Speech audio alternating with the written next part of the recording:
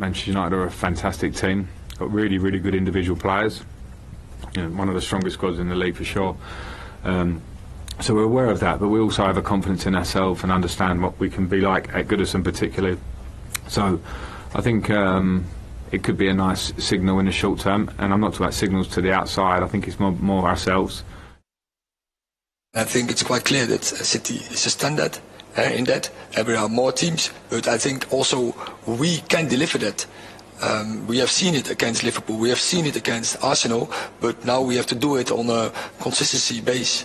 And that is what we have to work for now. But this will not come overnight. It will also take more than weeks. It will take months. Well, it is a massive game for Manchester United off the back of that derby defeat last weekend and scraping through in the Europa League last night as well. And Erik ten Hag's assessment of that performance last night, Tim, was he said, "We are just not very good." I mean, that's not what you want to hear as players when your manager describes a performance like that, is it? No, and the fans don't want to hear that too much either. You know, it was the most one-sided Manchester derby I've ever seen. You know, even though they score 3 goals, they got to do something, and they got to do something fast, and they need to bounce back.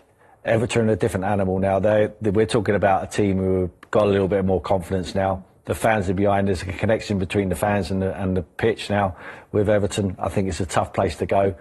Whenever Man United come to town, it's the biggest game of the season for any home side. So this is going to be a really tough fixture for Ten Hag. I'm not really over enthusiastic when I see him talk, I have to be honest, and saying things like that doesn't go down too well. You would never hear Jurgen Klopp talk like that, would you? Or Pep Guardiola. You know, he's always finding positives within the performance of his sides, but he's talking about time as well, isn't he? It's not going to take weeks, it's going to take months. He's almost sinking on the negative side already. So, look, you've got a squad of players there, Eric, who are good enough to go to Goodison Park and win. Perhaps you're not got a squad of players going to challenge for the title, but you should be beating Everton. So that's what he needs to get into his group of players. And he needs to pick the right side. And if he does, and they perform well, I expect them to win. Well, what is the right side? Because off the back of the Manchester derby, there were plenty of questions about a couple of things. Casemiro, who they spent a lot of money on, not starting the match, and then Cristiano Ronaldo not even being brought on, and he used the maximum amount of substitutes in the game, and his explanation for that was, I did it out of respect for his big career. What did you make of that? A funny thing to say, maybe a funny thing to do, but look, he was never going to play Ronaldo in that game because, they played into City's hands anyway, but if you play Ronaldo in that game, you're playing more into City's hands because City kind of exploited the way they press, and Ronaldo's just not going to do it anyway. Surely it was a perfect game for Casemiro, though. Yeah, but so I was in that press conference afterwards when Ten Hag was asked about that, and he just said it's a Scott McTominay thing. It's not about Casemiro, it's Scott McTominay. He's been playing really well. Yeah, potentially so. And even if you don't put him in instead of McTominay, maybe instead of Ericsson, I don't know. He's very kind of dogmatic with how he does things and how he speaks and all of that kind of thing, like Tim was saying. Yeah, the right team. But yeah, the other thing about Ronaldo is he's on for his 700th goal, isn't he? And if he'd come on and he'd been expected to take that penalty, I don't think he'd have wanted to have his 700th goal be when you've scored 6 past them. And I think that's just how he looks after his mind. I'm not saying he would have missed the penalty and not wanting to take it, but I don't think he would want that milestone to be remembered for that. So I wondered if there was part of that in it, like he didn't want to bring him on for this, here's Ronaldo, go and be embarrassed with all the memes and stuff coming on when it's like 6-1 to City or whatever. But that said, I don't think he'll play at Everton either. Don't you? No, I don't think so. I don't think Ten Hag fancies him, but there's too many powerful people at United who still want him around, and that's kind of a problem when you're going into a club. Surely you want it all your own way. Who's the front three for you against Everton? I'd go with the same one.